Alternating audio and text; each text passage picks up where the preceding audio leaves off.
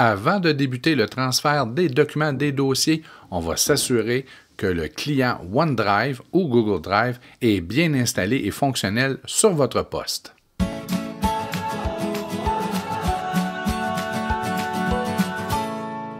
Pour cette démonstration, nous allons utiliser des outils Microsoft pour faire la transition de la clé USB ou du lecteur X vers le OneDrive. D'accord?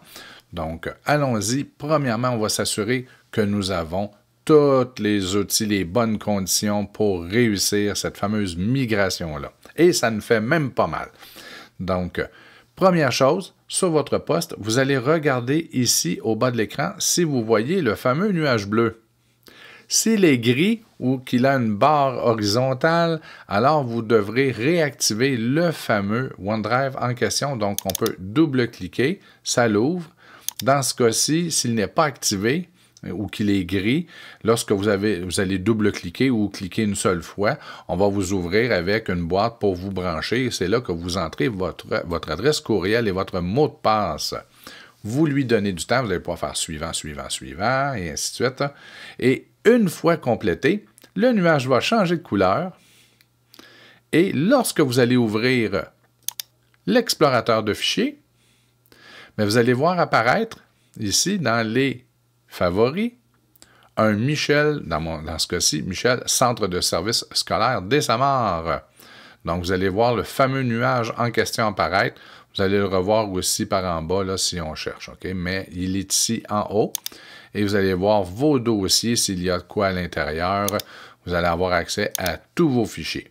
Et vous pouvez répéter cette opération-là sur un ordinateur personnel, et il n'y a pas de problème. Ou si vous vous promenez dans plusieurs locaux et que vous utilisez plusieurs postes, vous pouvez répéter l'opération sur chacun des postes que vous allez utiliser.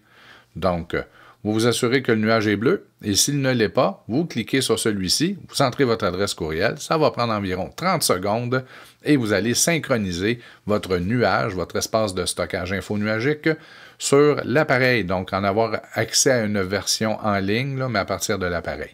Donc, non, vous n'êtes pas obligé de passer par le navigateur. Vous pouvez le faire pour accéder à vos fichiers OneDrive. On peut passer par Microsoft 365.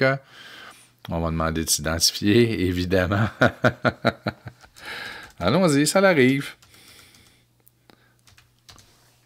Ensuite, on va m'envoyer un code. Oui, oui.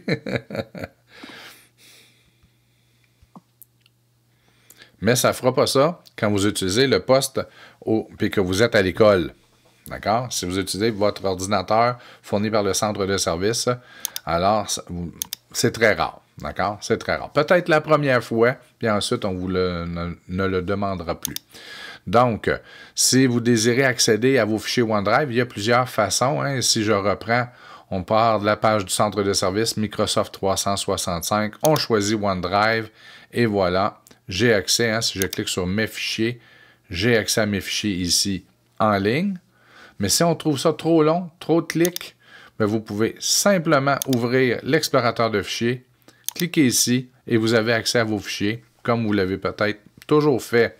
Donc, pourquoi pas? Si jamais vous ne retrouvez pas le OneDrive ici dans la catégorie supérieure et qu'il est plus bas, bien, vous pouvez cliquer sur celui-ci et choisir d'épingler à l'accès rapide. Voilà. Ici, il est maintenant ici dans mon accès rapide. D'accord? Donc, toujours la possibilité d'épingler pour qu'il apparaisse toujours dans l'accès rapide. On peut faire la même chose avec les outils Google. Regardez, vous pouvez voir, mes deux lecteurs Google sont ici et sont très accessibles.